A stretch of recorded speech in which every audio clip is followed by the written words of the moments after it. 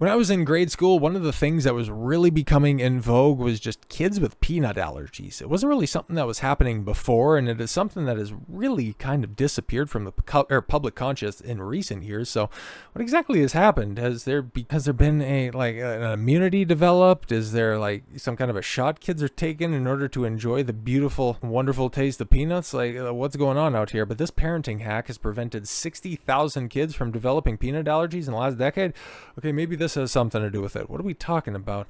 New research suggests that medical advice introduced a decade ago has successfully helped 60,000 children avoid this life-threatening allergy. I can actually come to you today and say that there are fewer kids with food allergies today that would have been if they haven't implemented this public health effort. And Dr. David Hill, an allergist and a researcher at Children's Hospital of Philadelphia, where he was born and raised on the playground, devoid of peanuts was where he spent most of his days, and an author of the study published Monday in the Medical Journal of Pediatrics.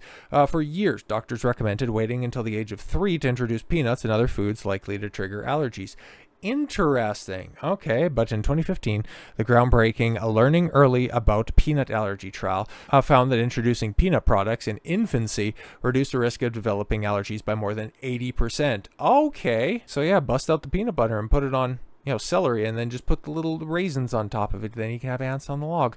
Further research established that 70% of children, this protective function persisted into adolescence. According to these new findings, the National Institutes of Health revised their advice on peanuts, and parents were told to introduce peanut-containing foods into the diets of babies as young as 4 to 6 months in hopes of reducing their risk for allergy. Because yeah, man, if you have a nut allergy, like outside of peanuts, that in the grand scheme of things, we somewhat recently did a video on the benefits of peanuts, but even still, they're not even really a nut. They're more of a bean after all, but there are some benefits that are there. But if you develop an overall nut allergy, that's going to be a big problem, because yeah, you're going to be missing out on macadamia nuts, pecans rather, walnuts, Brazil nuts, a lot of good, very nutritious, very nutritionally dense foods. So yeah, if we can avoid this, I'm down. In the latest study, Hill and his team analyzed the health records of dozens of pediatricians to track and diagnose food allergies in children before, during, and after the current guidelines were introduced.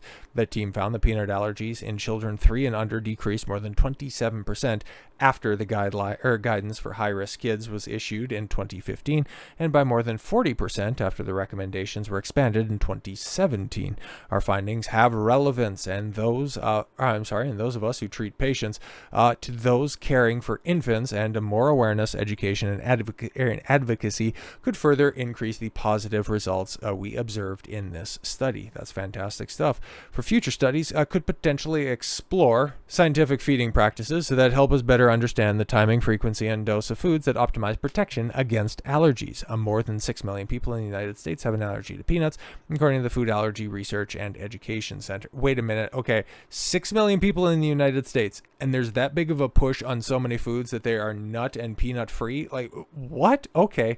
Peanut allergy develops when the immune system reacts to major proteins found in peanuts as if they are harmful invaders. The immune system fights off the proteins, resulting in a wide range of symptoms that can impact, multiple body systems, including skin, gastrointestinal, respiratory, and cardiovascular. Symptoms can include hives, skin redness, swelling, itching, or tingling in the throat or mouth, runny nose, red, watery eyes, swelling of the tongue and or lips, eye swelling, nasal congestion, stomach cramps and or abdominal pain, diarrhea, nausea, vomiting, and difficulty breathing and or wheezing. Is that a non-exhaustive list of all the symptoms of what could potentially be linked to a peanut allergy? Peanut allergy is the most common allergy associated with anaphylaxis, which is a severe, potentially life-threatening allergic reaction. Well, yeah, either that or getting stung by a bee, but whatever. While the LEAP trial inspired new studies, putting them into practice has been slow or crunchy. Survey found that only 29% of pediatricians and 65% of allergists reported following the expanded guidelines. Jesus fucking Christ. Putting your kids at danger due to old, outdated methods. Jeez, it's almost like whenever you get to one of these old, crusty doctors and they just want to keep on pushing the old health pyramid where you need to get your 10 to 12 servings of grains a day, that keto and paleo and the Mediterranean diet is dangerous because of the high levels of fats. You don't want those. You want your fat-free stuff. You just want all of your breads.